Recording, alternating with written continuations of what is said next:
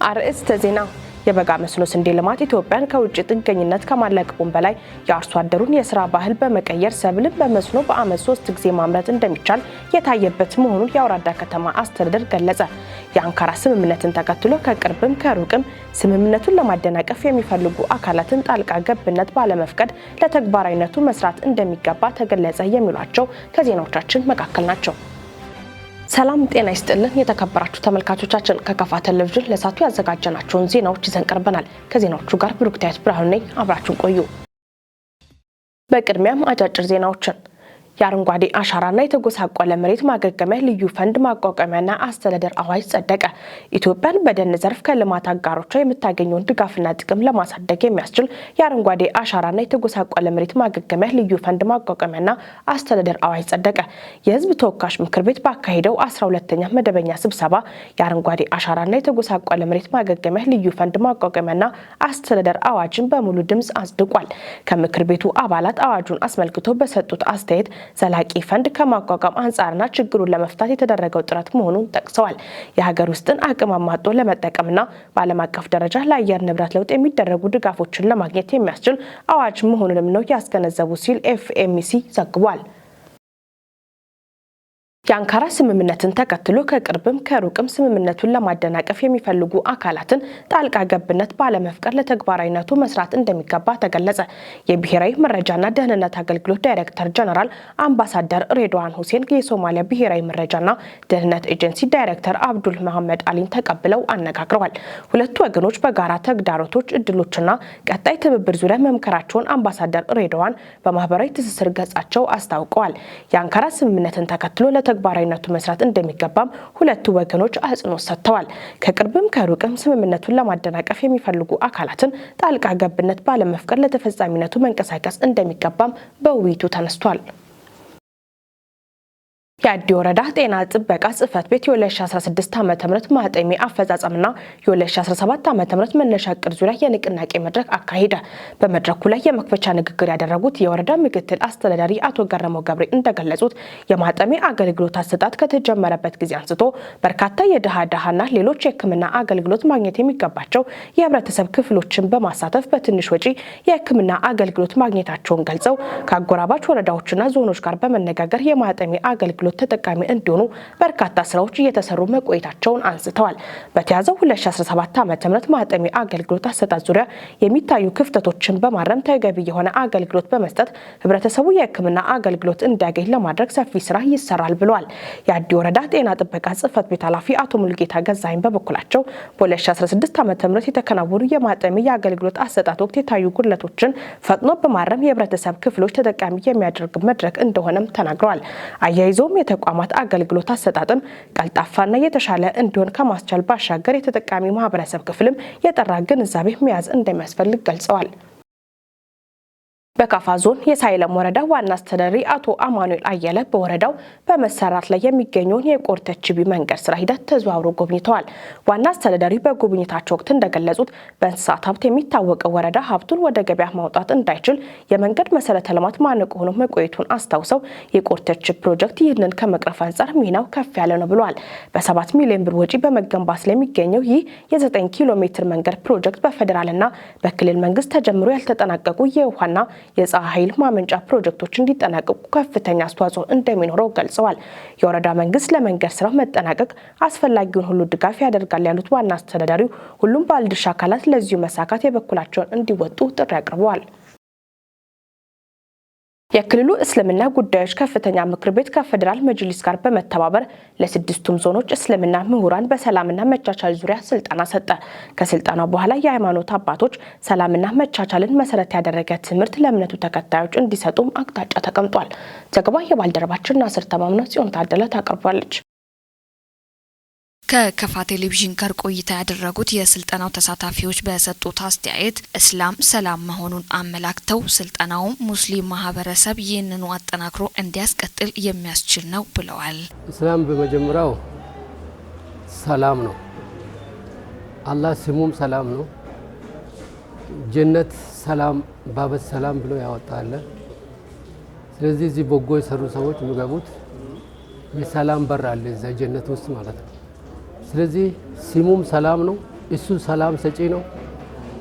ሰላም የሚሰጡትን ሰዎች፣ ሰላም የሚሰብኩትን ሰዎችን ይወዳል። ለነሱ ያዘጋጀ ደረጃ አለ። ስለዚህ ይሄ ስልጠናው በጣም ሩጫ ላይ ያሉትን እንዲቆሙ፣ በጣም ደግሞ ወጣ ብለው ሰው ላይ የሚወጡትን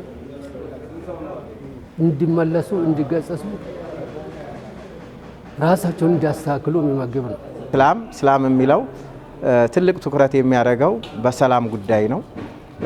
ስለዚህ እነዚህም የመጡ ዑለማዎች ሰላምን እንድንሰብክ የኢስላምን መርህን ተከትለን ለአካባቢያችን ሰላም እንድናሰፍን ከሌላውም አካል ጋር ተቻችለን ተሳስበን እንድንኖር ገልጸውልናል።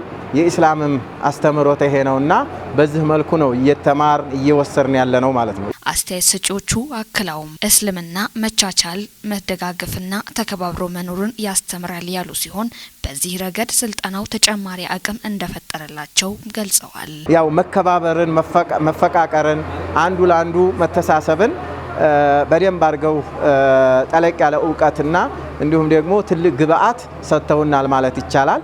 ያው ከዚህ ፕሮግራም በኋላ ትልቅ ለውጥ እኛም እናሳያለን። ለማህበረሰባችንም እንዲሁም ለአካባቢያችን፣ ለክልላችን የተሻለ እስከዛሬ ከምንሰራው እስከዛሬ ከምናደርገው በላይ ብዙ ስራዎችን ሰርተን ለውጥ ይመጣል ብዬ ትልቅ ተስፋ አለኝ ማለት ነው። እንዴ ይሄ በሸሪዓ ውስጥ ያሉትን ጥቅሶችን ሁሉ አስታውሰን በዛ ጎረቤታችን እንድናከብር፣ ለነሱ በጎ እንድንውል፣ ሰበካው በበጎ ስራ እንጂ በዱላ አይደለም ይመጣው ማለት ነው። ሰው ወደ እምነት እንዲመጣም ለማድረግ በበጎ ስራ ውዴታውን በመመገብ ነው። ለሰውየው ውዴታውን ስታካፍል አንተን በመውደድ አንተ ያስኮን እምነት ይመርጣል። ስለዚህ ለበጎ ስራ በጣም እንድናስታውስ አድርጓል።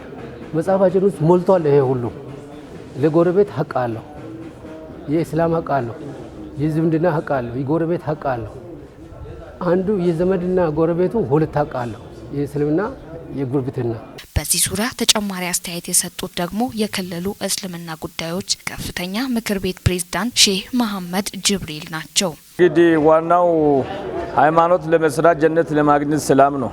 ሰላም ሲኖር መስጊድ አለ። መስጊድ ጀማ ሰላም ስለሆነ ነው መጥቶ የሚሰግደው።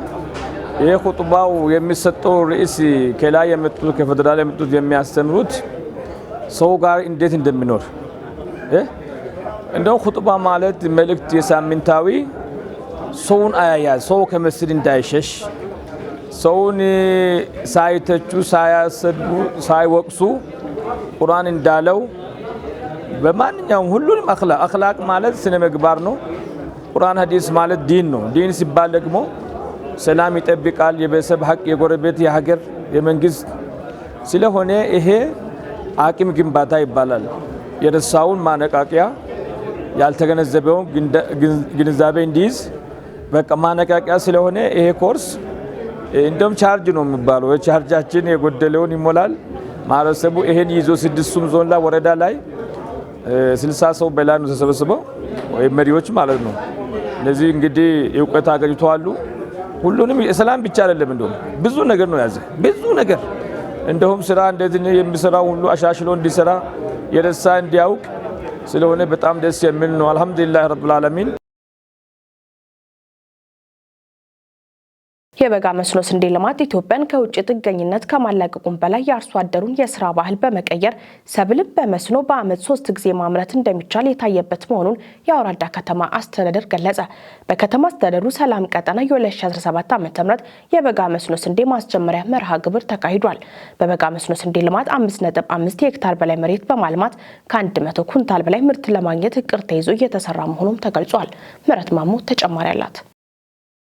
በቦታው ተገኝተው ያስጀመሩት የአውራዳ ከተማ አስተዳደር የመንግስት ዋና ተጠሪና የብልጽግና ፓርቲ ቅርንጫፍ ጽህፈት ቤት ኃላፊ አቶ ታረቀኝ ኃይሌ የበጋ መስኖ ስንዴ ልማት ኢትዮጵያ ከውጭ ጥገኝነት ከማላቀቅም በላይ የአርሶ አደሩን የስራ ባህል በመቀየር ሰብልን በመስኖ በአመት 3 ጊዜ ማምረት እንደሚቻል የታየበት መሆኑን ተናግረዋል። እንደ ሀገር በስንዴ ልማት እየታየ ያለው አፈጻጸም እቅዱን ሙሉ በሙሉ ማሳካት እንደሚቻል ያመላከተ ነው ያሉት አቶ ታረቀኝ በብልጽግና ፓርቲ የሚመራው መንግስት ግብ አድርጎ ያስቀመጠው አርሶ አደሩ በአመት 3 ጊዜ አምርቶ በምግብ ራሱን በመቻል ለሌላው እንዲተርፍም ነው ብሏል። ስንዴን የክረምት ወራትን ብቻ ሳይጠብቁ በበጋ መስኖን በመጠቀም የማልማት ስራ ውጤታማ በማድረግና ከውጭ የሚገባውን ምርት በሀገር ውስጥ ለመተካት እየተደረገ ያለው ሰፊ ርብርብ አበረታች ውጤቶች እየታዩበት መሆኑን የተናገሩት ኃላፊው በዚህ ረገድ እንደ መንግስት የተቀመጠውን ግብ እንዲሳካ በከተማ አስተዳደሩ ባለፉት ተከታታይ 3 ዓመታት በበጋ ስንዴ የማልማት ስራ ማከናወን በመቻሉ ውጤት እየታየበት መሆኑን አብራርተዋል። የአውራዳ ከተማ አስተዳደር ከንቲባ ተወካይና የከተማ አስተዳደር ኢኮኖሚ ክላስተር ጽህፈት ቤት ኃላፊ አቶ ደስታ ፍስሐ በበኩላቸው ምርትና ምርታማነትን ለማሳደግና የምግብ ዋስትናን ለማረጋገጥ ከመኸር እርሻ ባለፈ የተለያዩ የውሃ አማራጮችን በመጠቀም የበጋ መስኖ ልማትን የማጠናከር ስራ በከተማ አስተዳደሩ እየተሰራ ነው ብሏል። አቶ ደስታ አክለው በበጋ ስንዴ ልማት የተሻለ ውጤት ለማምጣት የሰተሩ አመራርና ባለሙያዎች በቁርጠኝነት መስራትና አርሶ አደሩን መደገፍ እንዳለባቸው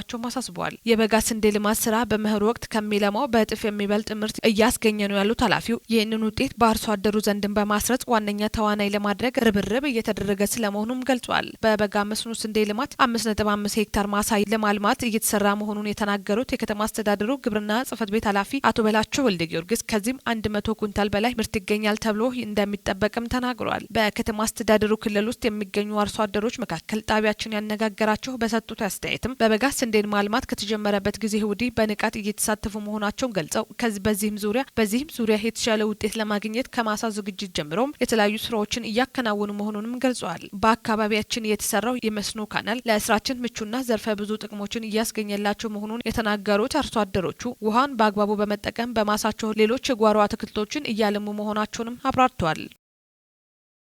በወረዳዎች ያለውን የንጹህ መጠጥ ውሃ ሽፋን ለማሳደግ እየሰራ መሆኑን የካፋ ዞን ውሃ ማዕድንና ኢነርጂ መምሪያ ገለጸ። መምሪያው በመስኖ ግንባታ ስራዎች የአርሶ አደሩን ተጠቃሚነት በሚያረጋግጡ ተግባራት ላይ ትኩረት ሰጥቶ እየሰራ መሆኑም ተመላክቷል። ዘገባው የደቡብ ራዲዮና ቴሌቪዥን ድርጅት ቦንጋ ቅርንጫፍ 97.4 ነው። ተጨማሪ ያለን የዞኑ ውሃ ማዕድንና ኢነርጂ መምሪያ ኃላፊ አቶ አማኑኤል አሰፋ በዞኑ የንጹህ መጠጥ ውሃ ተደራሽነት 44.5% ላይ እንደሚገኝ ገልጸው ሽፋኑን ለማሳደግ ሰፊ ስራዎች እንደሚያስፈልጉ አንስተዋል። በየዓመቱ በሚሰሩ ተግባራት ሽፋኑን ለማሳደግ ከተለያዩ ፕሮጀክቶች ጋር በመተባበር እየተሰራ ይገኛል ያሉት ኃላፊው ለአብነት የአውራዳ ከተማ ንጹህ መጠጥ ውሃ ፕሮጀክት በተያዘው በጀት ዓመት የተጠናቀቀ ሲሆን በቢጣና ጌሻ ወረዳዎች በቅርቡ የሚጠናቀቁ ፕሮጀክቶች እንዳሉ ገልጸዋል። እነዚህ ተግባራት በዞኑ ድጋፍ የተከናወኑ መሆኑን የገለጹት አቶ አማኑኤል በክልሉ መንግስት በተለያዩ አጋር ድርጅቶች ድጋፍ የሚከናወኑ ትላልቅ የውሃ ፕሮጀክቶችንም የድጋፍና ክትትል ስራ እንደሚሰሩ አንስተዋል። ኤስሲዲጂ በተሰኘ ፕሮግራም 4 ፕሮጀክቶች ግንባታ በአማካይ 75% መድረሳቸውን በማንሳት በዋንዋሽ ምዕራፍ 2 ፕሮግራም በሳይለም ወረዳ እየተከናወነ ያለው የውሃ ፕሮጀክት 85% እንደደረሰም ገልጸዋል። እንዲሁም በዩኒሴፍ ድጋፍ በአዲ ወረዳ የተለያዩ ቀበሌዎች እየተከናወኑ ያሉ ስራዎች በተሻለ ቁመና ላይ እንደሚገኙ አንስተዋል። እነዚህና ሌሎች ፕሮጀክቶች ሲጠናቀቁ በዞኑ ያለው የንጹህ መጠጥ ውሃ ሽፋን እንዲጨምር ትልቅ አስተዋጽኦ ይኖራቸዋል ያሉት አቶ አማኑኤል የተጠናቀቁ የውሃ ፕሮጀክቶችንም የመከታተል ስራዎች እንደሚሰሩ አንስተዋል። በሌላ በኩል በዞኑ በኤፍኤስአርፒ ፕሮግራም ድጋፍ በ6 ወረዳዎች የመስኖ ካናል ግንባታ ስራዎች እየተከናወኑ እንደሚገኝም ገልጸዋል። ባሳለፍነው በጀት ዓመትን በጨና ወረዳ ኦፊያና ቄንች የተባሉት የመስኖ ፕሮጀክቶች ተጠናቀው አገልግሎት እየሰጡ እንደሚገኙ የገለጹት ኃላፊው በዴቻ ወረዳ በአጠራ ቀበሌ የቡኒ መስኖ ፕሮጀክትም እንዲሁ ከ77 ሚሊዮን ብር በላይ በሆነ በጀት የተከናወነ ተግባር መሆኑን አንስተዋል። እነኚህ ፕሮጀክቶች ለአርሶ አደሩ ምርትና ምርታማነት ትልቅ አስተዋጽኦ እያበረከቱ እንደሚገኙ በማንሳት በተያዘው በጀት ዓመትን በሺሾንዴ ወረዳ ሽመር ቀበሌ በአዲ ወረዳ የጎንደሮ መስኖ ፕሮጀክትም እንዲሁ እንደ አዲስ የሚሰሩ መሆኑን ተናግረዋል። የልማት እንቅስቃሴ ውጤታማ እንዲሆን ከተፈለገ የሀገር በቀል እውቀትና አቅምን አሟጦ መጠቀም ፋይዳው የጎላ መሆኑን የቦንጋ ከተማ ማዘጋጃ ቤት ገለጸ። ይህንን አቅምና እውቀት በመጠቀም የተጀመሩ የልማት እንቅስቃሴዎች የተቀላጠፉ እንዲሆኑ ትኩረት ሰጥቶ እየሰራ መሆኑንም ገልጿል። የቦንጋ ከተማ አስተዳደር ባሰራው የመጀመሪያ ዙር የኮሪደር ልማት በአካባቢ ተወላጆች እውቀት መሰራት መቻሉ ጥራትን ከማስጠበቅ ባሻገር የስራ ዕድል ከመፍጠር አንጻር የነበረው ሚና የጎላ መሆኑን የከተማው ማዘጋጃ ቤት ምክትል ስራ አስኪያጅ አቶ በረከት ወልዴ ተናግረዋል። የኮሪደር ስራ እንደ ሀገር መጀመሩ ለከተማችን ትልቅ አቅም ነው የሆነው። ከዚህ ቀደም ከነበረን የመስራት አቅም ባሻገር በአጭር ጊዜ ውስጥ ፕሮጀክት ጨርሶ ለማጠናቀቅ የረዳን ትልቅ ሀገራዊ ኢኒሼቲቭ ያለው ፕሮጀክት ነውና በዛ ልክ የቦንጋ ከተማም በአጭር ጊዜ ውስጥ 1 ኪሎ ሜትር ፕሮጀክት ሰርተን ጨርሰናል እና እንደ ሀገር ያለው ፋይዳ ልዩ ትርጉም አለው። ከተማችንም ኢትዮጵያ ውስጥ ካሉ ትላልቅ ከተሞች አሁን ላይ የምትጠቀስ ነችና በዚህ አጋጣሚ እቺ ከተማ ደግሞ በኮሪደር ልማቱም በሀገር አቀፍ ደረጃ ተመራጭ ነች። ስለዚህ ይሄ ጅማሮ ነው፣ ጀምረናል። ጅማራችን የሚቀጥል ነው የሚሆነው። ለየት የሚያደርገው ባቀድነውም ጊዜ እንድንጨርስ ያደረገን በአካባቢ ልጆች መሰራቱ ነው። ፕሮጀክቱ የአካባቢ ልጆች ሲሰሩ አንደኛ እንደ አካባቢ ልጅ ተቆርቆረው እዚህ ቦታ ላይ ባልነመርነው መልኩ ከምሽቱ 5 ሰዓት 6 ሰዓት ድረስ ስራ ስንሰራ ነበር። ከከፈልነው ክፍያ ባሻገር በጣም እነሱ የከፈሉን መስዋዕት በገንዘብ የማይተመን ነው። ማሽናቸውን ይዘው ከምሽቱ 5-6 ሰዓት ድረስ ኮሪደር በባህሪው 7 በ24 መሪ ያለው እኛ ለመርንም ይሄንን ሁሉ እንድንለምድ ያደረጉን ጠንካራ የአካባቢ ልጆች የነበሩበት ነውና የስራ ጥራት እንደምታዩት ከአዲስ አበባ ከተማ ስታንዳርድ ነው የመጣነው። በዛ ልክ ነው የተሰራው። ከባድ መኪናዎች ሁሉ ወርግጠውት ነበር በስተት ባጋጣሚና የዚያኔ እንኳን ምንም አይነት ምልክት ያላሳየ ጥራቱ በተለየ ሁኔታ የተሰራ ነውና ሰውም የመሰከረልን ጥራቱን አይቶ በኔም አካባቢ ይሰራ ብሎ ፍላጎት ያደረበት የኛ አካባቢ ተቋራጮች የኛ አካባቢ ልጆች የሰሩበት በመሆኑ ነውና ማንኛውም የትኛውም ሰው ሊሰራ ይችላል። ግን በአካባቢ ልጆች ሲሆን ልዩ ትኩረት ይሰጠዋል። የኔ በማለት በተሰጣቸው ጊዜ ገደብ ውስጥ ሰርተው የማጠናቀቅ ሁኔታዎች አሉና አብዛኛው ከጉልበት ስራ ጀምሮ የነበረው ተሳትፎ እጅግ በጣም ደስ የሚል ነው። በአካባቢ ልጆች የአካባቢያችንን በአካባቢ ልጆች መገንባትም አላማችን ስለሆነ ከዛም ባሻገር የአስተዳደር ፈጠራውና ሌሎች ተግባራትን በዚህ ልክ የሚቀጥሉ ነው የሚሆነው። የአካባቢ ልጆች አሁንም በቀጣይ ስራዎች ላይ እናሳትፋለን በስፋት። አቶ በረከት አያይዞ በአሁኑ ሰዓት በከተማ የሁለተኛ ዙር የኮሪደር ልማት ቦታ የማስለቀቅ ስራ የተጀመረ መሆኑን ተናግረው ለዚህም ህብረተሰቡ እያደረገ ያለው ትብብር የሚደነቅ ነው ብሏል። አዎ አንደኛው ፌዝ በአጭር ጊዜ ነው የጨረስነው። ሁለተኛው ፌዝ ሰፋ ያለ ነው። በተወሰነ መልኩ ደግሞ ከነበረበት ስታንዳርድ ማሻሻል ነው የምንሰራው።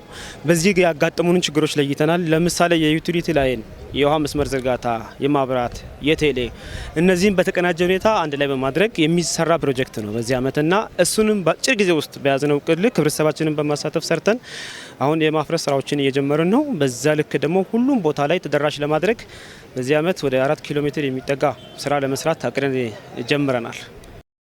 ከህብረተሰቡ በተገኘው ገቢም ሌሎች የልማት ጠናክረው መቀጠላቸውን ጠቅሰው ይህንን በሁሉም የከተማ አካባቢዎች ለማዳረስ ጥረት እንደሚደረግም ተናግረዋል። ዘገባው የባልደረባችን ፍጹም ተሾመ ነው። አዲሱን ሪፎርም መሰረት ባደረገ መልኩ በአንድ ማዕከል ውስጥ ለህብረተሰቡ አገልግሎት መስጠት ወሳኝ መሆኑ ተገለጸ።